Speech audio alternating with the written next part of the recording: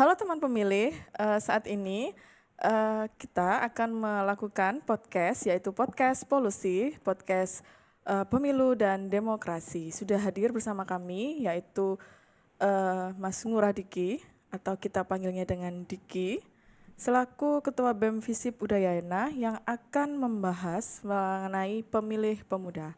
Halo Mas Diki. Halo Kak, salam kenal. Ya, Nah, bagaimana kabarnya hari ini? Alhamdulillah baik, Baik astagfirullah baik. ya.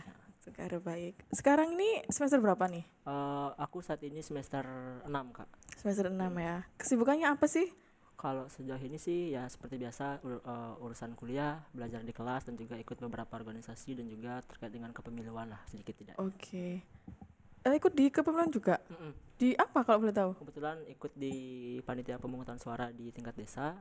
Kemarin ikut di kepemiluan ke tahun 2024 di Februari, kemudian diperpanjang untuk periode di November nanti untuk pilkadanya. Oke, jadi PPS ya? PPS PPS di mana? Di Gianyar ya? di Gianyar di Desa Bedugu Oke, tepatnya. berarti ini salah satu contoh anak muda yang berperan aktif di kepemiluan. Hmm. Jadi selain dia aktivis BEM, dia juga menjadi panitia pemungutan suara atau penyelenggara pemilu langsung Pemilu gitu langsung ya. di tingkatan desa nih. Oke. Bisa nih ditiru sama generasi muda sekarang. Jadi nggak cuman jadi pemilih aja Mm-mm. waktu tanggal 27 nanti, tapi bisa jadi bagian Bagian dari penyelenggara penyelenggaraan pemilu pemilu. gitu. Oke, gimana sih rasanya jadi mahasiswa sejauh ini? Mungkin cukup karena mungkin sudah semester 6 jadi Hmm. mungkin terbiasa ya, tapi lebih tidaknya sebagai mahasiswa itu mempunyai tanggung jawab yang lebih besar, tidak hanya untuk mengikuti kegiatan pembelajaran di kelas saja, tapi tuntutan sebagai agent of change yang bekerja sama dengan masyarakat untuk memajukan nusa dan bangsa itu juga menjadi beban yang cukup berat bagi saya dan juga mungkin teman-teman mahasiswa lainnya selama memiliki apa namanya jabatan atau posisi sebagai seorang mahasiswa demikian gitu. Oke, menarik nih. Mm-mm. Ada kata-kata agent of change. Mm-mm. Nah, kalau dari Mas Ngurah sendiri nih, apa sih makna dari agent of change itu? Mm-mm. Kalau menurut saya agent of change itu adalah sebuah posisi kami sebagai seorang mahasiswa untuk bisa ikut berkontribusi kepada masyarakat, kepada bangsa dan negara ini untuk menentukan kemana arah bangsa ini. Walaupun kami memang saat ini masih sama-sama belajar, tapi setidaknya keilmuan kami lebih baru. Apa yang kami dapatkan di kelas itu lebih baru dibandingkan dengan orang-orang yang sebelum kami menjadi mahasiswa, sehingga kami bisa memberikan suatu gambaran atau pemikiran yang baru juga dan juga penyesuaian terhadap kondisi yang ada di negara dan juga masyarakat saat ini gitu. Oke, setuju sih. Mahasiswa itu kan apa namanya adalah sebuah atau seorang yang katakanlah udah mentas atau udah selesai di bidang pendidikan tingkat SMA. Otomatis ketika saat mahasiswa pola pikirnya pun berubah dari yang SMA SMA seorang mahasiswa mahasiswa. seperti itu. Nah, sebagai agent of change memang mahasiswa dituntut untuk memberikan kontribusi nyata di bidang manapun yang sesuai dengan jurusannya masing-masing di fakultas masing-masing untuk terjun langsung ke masyarakat. Nah, juga harapannya agen of change di mahasiswa ini juga turut berkontribusi dalam pesta demokrasi. Nah, kalau dari Mas Diki sendiri nih, udah berapa kali ikut pemilu? Mungkin pertama kali yang kemarin pada saat pemilihan umum Februari 2024 dan mungkin nanti yang pilkada kesempatan kedua untuk melakukan hak suara, menggunakan hak suara. Baru pertama kali ya? Pertama kali. Gimana rasanya memilih pertama kali? Itu susah untuk digambarkan ya, karena secara langsung itu adalah suara yang harus saya sampaikan juga kepada pimpinan-pimpinan yang berikutnya akan melanjutkan tonggak estafet kepemimpinan di negara ini. Tentu ada suatu rasa kebanggaan tersendiri dan juga berat harus memilih yang mana, karena kita juga harus memilih pilihan yang sesuai dengan hati nurani dan juga memastikan bahwasanya orang tersebut memang layak untuk berada di posisi-posisi tersebut yang kita pilih pada saat di TPS pada saat itu. Oke. Gimana caranya Mas Diki waktu itu menentukan pilihan? Karena kan kita tahu sendiri ya, kemarin calonnya ada banyak nih, ada 3. Itu di tingkat presiden. Nah, apalagi di tingkat DPRD, DPD, kemudian sampai DPRD kabupaten kota. Gimana caranya waktu itu menentukan pilihan? Cukup susah sih Kak, jujur, karena selain memang pilihannya banyak dan memang orang-orang yang berkompeten di setiap bidangnya, banyaknya juga pilihan yang kita bisa lakukan. Dalam artian ini ada 5 pemilihan yang tadi kakak sebutkan, presiden, wakil presiden, DPR nasional, provinsi, kabupaten, dan juga DPD. Itu makin menambah pusing saya pada saat pemilihan, menentukan pilihan siapa yang harus saya pilih pada suatu teman, karena panjangnya persiapan dan juga saya juga mengikuti persiapan penyelenggaraan pemilu ini. Jadi setidaknya saya mendapatkan sedikit ilmu dan informasi dari penyelenggara pemilu tentang bagaimana individu-individu dari setiap calon yang nantinya akan saya pilih. Dan kemudian juga dari media sosial itu saya juga ikut serta menggali informasi tentang apa sih kelebihan dari paslon A atau individu A, caleg A, dan mungkin anggota-anggota dewan lain, sehingga saya mendapatkan riset yang pasti. Dan pada saat di TPS dengan PD sendiri itu langsung menggunakan hak pilih tanpa harus mikir lagi yang mana sih harus saya pilih gitu. Apa yang di riset Mas waktu itu?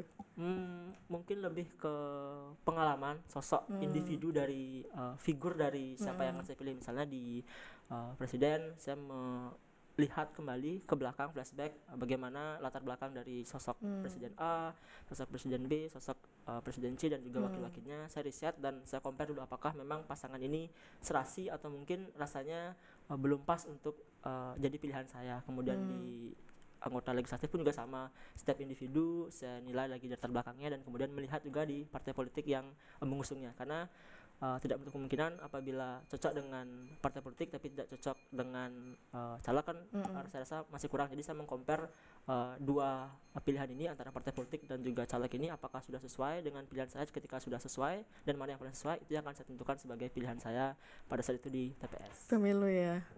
Luar biasa ya, sangat sedetail itu. Jadi yang di riset itu nggak cuma latar belakangnya aja, tapi sampai keserasian, kecocokan antara satu paslon dengan paslon lainnya, kemudian tingkat di bawahnya juga seperti itu ya. Apakah visi misinya sudah sama kayak gitu ya, sampai sedetail itu ya. Dan memang penting sih menurut saya memang penting. Sebagai generasi muda kita harus jangan sampai salah gitu loh, jangan sampai salah menentukan pilihan, karena pilihan kita itu akan menentukan 5 tahun ke depan, seperti itu. Kalau di rekan-rekan mahasiswa Mas di kampus, pemilu kemarin gimana euforianya? Apakah sama dengan Mas Diki ataukah pasif ataukah apakah mereka aktif gitu loh dalam mencari sosok pemimpin di pemilu kemarin seperti itu. Yang kita ketahui kan pemilu kemarin itu kebanyakan tingkat partisipasi masyarakat banyak yang dari pemilih muda. Kalau di Universitas Udayana sendiri gimana? Kalau dari kacamata saya pribadi dan lingkungan sekitar saya, kami di mahasiswa itu cukup aktif terkait dengan penyelenggaraan pemilu kemarin, entah dari sebagai penyelenggaranya atau mungkin pada saat menggunakan hak suara. Karena ini tren kemarin itu tidak hanya dirasakan oleh kami, tapi juga dosen-dosen pun juga merasakan dan ikut serta membawa bidang keilmuannya di setiap program studi untuk disisipi terkait dengan informasi-informasi pemilu. Misalnya kalau saya di prodi ilmu politik, saya sempat diberikan tugas untuk mengenal lebih jauh calon presiden A, calon presiden B, dan caleg-caleg yang akan berkontestasi. Itu kami diberikan tugas, ya yang namanya tugas kan harus dikerjakan, dan itu yang menstimulasi kami untuk mengenal lebih jauh sosok-sosok yang nantinya akan kami tuangkan ke dalam tugas-tugas kami. Dan itu tidak hanya dirasakan oleh kami di teman-teman ilmu politik, tapi FISIP secara keseluruhan juga banyak program studi yang ikut serta untuk memasukkan pembelajaran dan informasi tentang pemilu kemarin, pemilihan presiden, wakil presiden, dan juga anggota legislatif. Itu juga banyak sekali hal-hal yang disisipkan untuk kami bisa mengenal lebih jauh siapa orang yang nantinya harus kami pilih dalam menentukan 5 tahun ke depan arah gerak bangsa dan negara ini. Oke, luar biasa ya, sampai semua elemen ya, dari dosen, dari mahasiswa, aktif ya, melakukan. Kalau dosen sebagai dosen dia ngasih tugas kayak gitu ya. Kalau mahasiswa dia yang bagian risetnya dalam rangka mengerjakan tugas tadi. Iya. Kalau nggak dikerjain nilainya jelek kayak gitu ya. Makanya secara langsung kan kami bisa mengerjakan tugas walaupun mungkin sedikit Terpaksa karena ya? terpaksa karena mengerjakan tugas tapi Iya, iya. ya itulah yang membuat kami sadar betul akan pentingnya pelaksanaan pemilu kemarin dan pemilu yang akan datang dan juga siapa yang harus kami pilih karena Iya, iya. secara langsung kita kan mengenal figur-figur Iya, dari iya. siapa yang akan kita pilih walaupun mungkin saya cuma riset satu pihak atau satu paslon, teman-teman yang lain juga sama satu paslon satu anggota legislatif, tapi ketika kami berkumpul sesama teman-teman mahasiswa sebagai teman pasti akan ada pertukaran opini lah istilahnya Kak. Jadi saya tidak hanya mengenal siapa yang saya wawancari saja, tetapi saya juga mengenali apa yang teman-teman saya wawancari juga untuk Gitu. pada saat melaksanakan tugas-tugas seperti itu. Oke, kayaknya nih KPU RI harus berterima kasih kepada dosen Udayana nih. Karena berkat dosen Udayana yang sudah ngasih tugas tentang siapa sih calon pemimpin buat Indonesia yang baik ke mahasiswanya. Jadi mahasiswa ini proaktif gitu loh. Proaktif mencari tahu tentang siapa-siapa calon yang akan maju di pemilu kemarin gitu ya. Oke, oke. Sekarang ini pemilu ini kan udah selesai ya. Oke, Ya kan? betul. Presidennya sudah tahu siapa, wakil presidennya siapa, sampai ke DPRD kotanya. Kalau di Gianyar udah dong penetapan, Sudah pelantikan baru kurang Agustus tahu, ini. sini, Ya kita kan sama ya. Mm-mm. Nah, pilkada itu biasanya di setiap kabupaten kota supaya terdengar itu KPU kabupaten kota melakukan launching jingle sama maskot. Tahu ya? Tahu deh. Nah, kira-kira dengan kegiatan launchingnya maskot dan jingle pilkada, apakah membuat pemilih muda itu merasakan vibes pilkada atau sudah tahu kalau sekarang itu masa pilkada? Kalau dari pendapat saya mungkin sudah merasakan, tapi mungkin belum gaungnya belum semaksimal ketika nanti dekat-dekat dari pelaksanaan pilkada ini karena yang pertama ini masih cukup ada spare waktu yang cukup panjang dan juga mungkin bagaimana cara mengemas dari launching tersebut dan juga maskot dan juga lagu-lagu jingle dari setiap KPU di kabupaten kota dan juga provinsi itu juga perlu diperhatikan. Nah, karena ada beberapa pendekatan juga yang sekiranya berbeda juga antara kami di sebagai anak muda, sebagai mahasiswa dan juga mungkin para senior kami yang sudah pernah menggunakan hak suara, pendekatan itu kan berbeda. Mungkin salah satu hal yang bisa saya sampaikan adalah ini adalah suatu hal yang lebih anak muda. Cuman balik lagi bagaimana pengemasan pada saat launching, apakah sudah bisa menarik tempat-tempat perkumpulan kami, misalnya kalau di Gianyar kemarin dilaksanakan di tempat-tempat yang memang ada anak mudanya, ada keramaian anak muda dan secara langsung anak muda yang hadir pada saat itu juga memahami apa itu pilkada dan kapan pelaksanaan. Jadi secara langsung vibes dari pelaksanaan pilkada nanti di bulan November itu meningkatlah dengan adanya upaya dari KPU untuk melaksanakan melalui sosialisasi berupa maskot dan juga jingle itu sendiri. Oke, itu ya kurang ya vibes-nya ya. Dan kayaknya kalau dari pendapatnya Mas Diki nih jingle sama maskotnya kurang kurang masuk di anak muda. Nah, udah pernah tahu belum jinglenya KPU Badung? Udah pernah denger belum? Oke, mungkin menggaris bawahi yang tadi Kak yang kurang bisa masuk itu sepertinya belum kurang sih, cuman memang di balik pengkemasannya pada saat launching itu yang perlu untuk kita lebih pendekatan anak muda lah kalau memang sasaran utamanya adalah anak-anak muda. Lalu untuk jingle Kabupaten Badung, mohon maaf Kak, mungkin belum masih ini ya. belum sih, Kak. Nah, harus dengerin nih. Mungkin Karena nanti setelah ini ya bisa dengarkan lagi, Kak. harus. Oke. Karena jinglenya pilkada untuk Kabupaten Badung itu dibawakan oleh band lokal yang dia alirannya rock Melayu. Rock Melayu. Iya, band lokal. tahu denger Rocktober? Oh, pernah. Nah, dia yang bawain jingle kita. Jingle kita namanya Memilih untuk Badung. Kemudian maskotnya yang di bawah tadi, kalau teman-teman kalau mau mampir ke KPU, jadi di bawah itu di lantai 1 ada maskot yang besar di pojokan itu. Nah, itu namanya Suba dan Suda. Suara Badung dan Suara Pilkada. Suba dan Suda. Ya. Oh ya, Suara Badung. Nah, itu ya. Sebenarnya jingle sama maskot itu memang kita rancang, setiap kabupaten kota rancang itu memang untuk mendekati semua segmentasi pemilih. Jadi kenapa kalau di KPU Badung ya, kenapa ada sedikit suara Melayunya kayak gitu dari vokalisnya, itu memang karena untuk menyasar segmentasi yang umur 20 ke 20 ke atas. atas. Kemudian yang 20 ke bawah itu kita pakai bandnya. Bandnya. Ya, arrangement Aransemen bandnya bandnya. kayak gitu.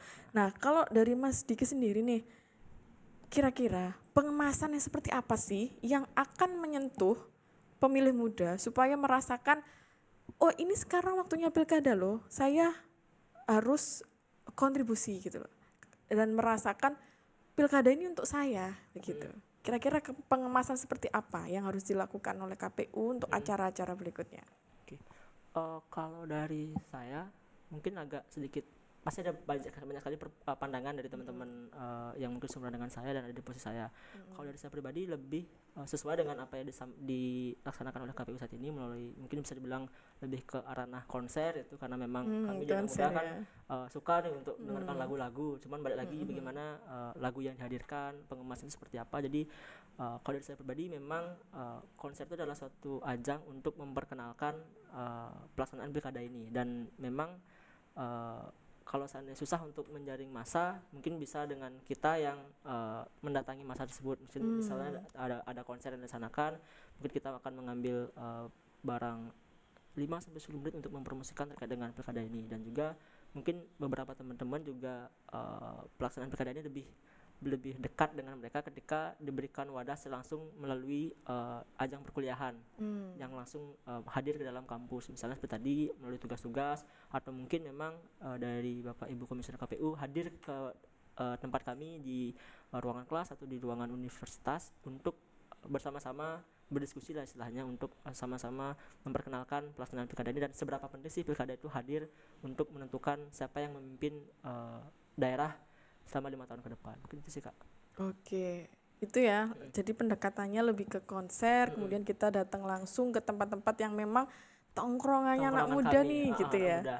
Terus habis itu bisa ke kampus-kampus gitu ya, sosialisasi. Menarik nih, ada hal yang menarik di saya tentang datang ke kampus. Nah, kemarin kan kalau pemilu kemarin nih, itu ada namanya debat terbuka, ya kan? Terbuka atau umum yang dilakukan di beberapa tempat untuk pasangan calon. Nah, satu tempat yang dikhususkan untuk debat itu adalah di kampus, ya kan? Diperbolehkan kan untuk pemilu kemarin. Nah, kalau dari Mas Diki sendiri, tanggapannya urgensi, apakah penting seorang calon pemimpin itu datang ke kampus dan melakukan kampanye berdebat dengan mahasiswa terkait pendekatan pendekatan kampanye atau pendekatan penarikan hati pemilih pemuda kayak gitu. Oke. Kalau menurut saya itu sangat penting Kak ya. Cuman di sini kan perlu digarisbawahi apakah memang boleh ranah tersebut hadir ke kampus atau tidak. Tapi selebihnya itu hal ini memang penting untuk dilakukan oleh para calon untuk mendekatkan diri dengan kami para mahasiswa, karena di sini kami sebagai mahasiswa mempunyai bekal ilmu yang mungkin masih berproses pada saat sebagai mahasiswa, cuman ada beberapa pemikiran juga yang mungkin lebih fresh lah istilahnya, yang lebih bisa untuk dijadikan bekal atau pembanding dari apa yang sudah disiapkan oleh para calon untuk kemudian dikompet dan menghasilkan suatu kebijakan atau keputusan yang baru, sehingga menghadirkan suatu kualitas yang lebih baik lagi dari promosi-promosi yang sebelum dilaksanakan oleh para calon. Nah, hadirnya para calon ini ke kampus setidaknya bisa ikut serta memperkenalkan diri mereka bahwasanya mereka dekat dengan kami di mahasiswa, karena mahasiswa ini gimana ya, cukup sulit juga untuk menentukan posisi, karena memang ranahnya mungkin fokusnya mungkin juga cukup jauh. Kami lebih fokus ke bidang perkuliahan, dan ketika memang ada calon yang datang kami, saya rasa kami akan sangat terbuka untuk mempersilahkan beliau-beliau ini untuk bersama-sama mengenal kami, memberikan kesempatan kami untuk bertanya, atau juga istilahnya mungkin uji publik saya. Kami bertanya, beliau menjawab, dan mungkin sebaliknya apabila beliau ingin bertanya tentang bagaimana sih posisi mahasiswa terkait dengan saya ketika mencalonkan diri sebagai calon kepala daerah, atau bagaimana, sehingga ada suatu timbal balik yang saling berhubungan lah, ada komunikasi antara dua belah pihak, tidak hanya datang terus ayo dong pilih saya, tapi memang ada komunikasi yang terjalin antara kami sebagai mahasiswa yang ada di universitas dengan beliau-beliau yang nantinya akan kami pilih sebagai kepala daerah. Iya, berarti intinya memang penting ya komunikasi dua arah itu. Apalagi teman-teman mahasiswa di bawah itu pasti sangat kritis gitu loh. Mm-mm. Sangat kritis terhadap setiap perubahan yang Mm-mm. terjadi di negara ini. Akan sangat sayang dilewatkan kalau memang seorang pemimpin itu tidak langsung terjun Terjun. ke mahasiswa Mahasiswa. untuk berdialog Mm-mm. seperti itu ya. Daripada demo kan ya panas-panasan di depan gedung Ya, DPR benar-benar. atau di Istana Negara, mending datang aja ke kampus gitu kan ya, saring bertukar pikiran. Bertukar pikiran, benar sekali, Oke. Kak. Nah, ini Mas, kita sekarang bicara tentang tingkat partisipasi pemilih. Mm-mm. Nah, kalau di pilkada ini ada salah satu tantangan yang akan dihadapi kita KPU sebenarnya dalam meningkatkan partisipasi pemilih, khususnya di pemilih muda atau mahasiswa, yaitu lingkup pilkada kan ini kecil. Pilkada itu kan berbicara tentang pemilihan daerah. Jadi kalau di Bali otomatis kan lingkupnya Provinsi Bali dan setiap kabupaten kota yang ada di Bali. Seperti itu. Sedangkan kampus-kampus yang ada di Bali itu semuanya mahasiswanya bukan berasal di Bali aja gitu kan. Otomatis mahasiswa-mahasiswa yang di luar Bali kalau nggak pulang nih ke rumahnya itu pasti kan akan menurunkan tingkat partisipasi masyarakat. Nah, kalau dari Mas Diki sendiri nih, bisa nggak bantu KPU buat sosialisasi nih ke teman-temannya biar pulang gitu loh. Entah itu dengan kampanye, misalnya kampanye ayo pulang, yang pulang dapat subsidi dari rektor gitu. Subsidi tiket misalnya, tiket pesawat, misalnya tiket apa namanya perahu gitu ya, kapal, kan bisa aja nih. Nah, kira-kira kalau dari Mas Diki sendiri nih, langkah apa sih yang akan Mas Diki ambil untuk membantu KPU untuk mensosialisasikan ke teman-teman mahasiswa yang dari luar daerah? Kalau dari kami sebatas saat ini bisa berpikir lah istilahnya. Mungkin kami bisa mensosialisasikan dari saat ini menginfokan bahwasanya tanggal 27 November nanti itu akan ada pelaksanaan pilkada gitu, pilkada serentak, dan sehingga secara langsung ketika mereka tahu bahwasanya ada kesempatan untuk menggunakan hak suaranya lagi, mereka akan mempersiapkan diri dari sekarang, mulai dari materinya misalnya menabung, keuangan untuk pulang kampung dan lain sebagainya, transportasi dan sebagainya, itu bisa dipersiapkan dari sekarang. Jadi mungkin itu adalah salah satu upaya yang bisa kami lakukan di sebagai mahasiswa kepada mahasiswa lainnya untuk mengajak ikut turut serta teman-teman mahasiswa untuk hadir ke TPS nantinya, dan pulang kampung halaman itu tentu yang paling utama, karena nanti kan nggak mungkin ada pemilih pindahan ya, istilahnya nggak ada pemilih pindahan, sehingga mau tidak mau kita harus pulang dulu ke kampung halaman, ke tempat asal kita, menunda sejenak dunia perkuliahan untuk menggunakan hak suara, dan juga mungkin dukungan dari perguruan tinggi untuk menyediakan waktu libur untuk pada saat pelaksanaan 27 November. Mungkin tidak hanya di tanggal 27 November saja, tapi ya seminggu lah biar ada waktu kami untuk pulang ke kampung halaman dan menggunakan hak pilih kami dalam menentukan siapa kepala daerah yang akan memimpin 5 tahun ke depan. Oke. Ya, betul sekali ya. Jadi perguruan tinggi gitu ya. Tolong nanti liburnya Bapak Presiden jangan cuma 1 hari gitu ya. Kalau bisa seminggu. Apalagi tanggal 27 November itu hari Rabu. Jadi kalau Rabu, Kamis, Jumat, Sabtu libur kan enak ya. Kuliah dari Rabu sampai Jumat kan ya?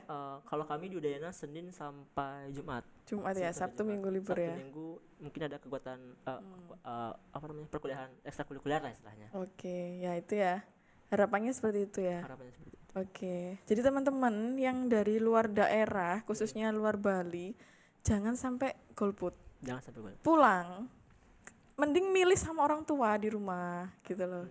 Kan kapan lagi nih pulang gitu loh, kapan lagi pulang ketemu sama keluarga kalau enggak waktu coblosan gitu, karena nanti di bulan November itu liburnya cuman buat coblosan aja, selebihnya itu tanggalnya hitam semua kayak gitu. Tetap berkuliah. Iya. Nah terus tadi ada nyinggung masalah DPTB. Sebenarnya DPTB itu bisa dilakukan walaupun dia dari luar kota atau kabupaten, selama dia masih di Provinsi Bali. Oke. Jadi kalau misal nih ada teman-teman mahasiswa yang benar-benar nggak bisa pulang, tapi dia KTP-nya masih Provinsi Bali, itu masih bisa ngurus DPTB. Cuman dia hanya bisa memilih gubernur dan wakil gubernur. Untuk bupati dan wakil bupati, atau misalnya wali kota dan wakil wali kota, itu tidak bisa. Tidak bisa. Oh, Ya, iya, gitu. iya. Informasi baru Iya, buat saya juga gitu. iya, Saya betul sendiri heeh. juga. Jadi tapi memang harapannya kalau memang dia baru pertama kali nih memilih, kok tepat di pilkada, ya jangan cuman satu, harus dua, betul. kayak gitu. Karena nggak puas kalau cuma Iya, kan dikasih nggak kesempatan puas. 2 kali milih tapi cuma satu Betul. aja yang bisa Iya, dipilih. betul. Betul sekali. Nah, terus tadi kayaknya aku mau tanya sebenarnya kapan sih pilkada? Tapi udah dijawab, Kejawab. udah tahu ya. Rabu tanggal Rabu tanggal 27 November 2024. Terakhir nih Mas, ayo dong diajak teman-temannya biar nggak golput. Khususnya mahasiswa Udayana dan pemilih pemuda atau pemilih muda yang ada di Provinsi Bali ini. Ajak mereka supaya mereka itu datang ke TPS nanti tanggal 27 November. Oke. Buat teman-teman mahasiswa Udayana dan juga para pemilih muda yang ada di seluruh Indonesia, ayo kita bersama-sama kita wujudkan penyelenggaraan pilkada di tahun 2024 ini sebagai ajang berdemokrasi yang sehat dengan cara kita turut serta untuk menggunakan hak suara dan datang ke TPS pada tanggal 27 November tahun 2024 agar nantinya siapapun yang memimpin setiap daerah yang ada di Indonesia itu sesuai juga dengan hati nurani kita masing-masing. Walaupun hanya satu suara, tapi satu suara, percayalah satu suara itu akan menentukan arah gerak bangsa dan negara ini ke depannya. Mungkin gitu Kak. Oke, tuh betul ya. Satu suara menentukan suara bangsa ini ke depannya. Jadi teman-teman yang muda ini, teman-teman pemuda ini, jangan sampai melewatkan kesempatan untuk datang ke TPS nanti pada tanggal 27 November 2024. Kalau Mas Diki aja nyoblos, masa kamu enggak? Kan gitu ya? Betul sekali. Oke. Baik, itu tadi teman pemilih obrolan kita mengenai pemilih pemuda dengan Ketua BEM Visip Udayana Mas Diki, Ngurah Diki. Mas Ngurah Diki. Nantikan podcast selanjutnya dengan tema yang lebih seru lagi. Terima kasih Mas Diki. Terima kasih Kak.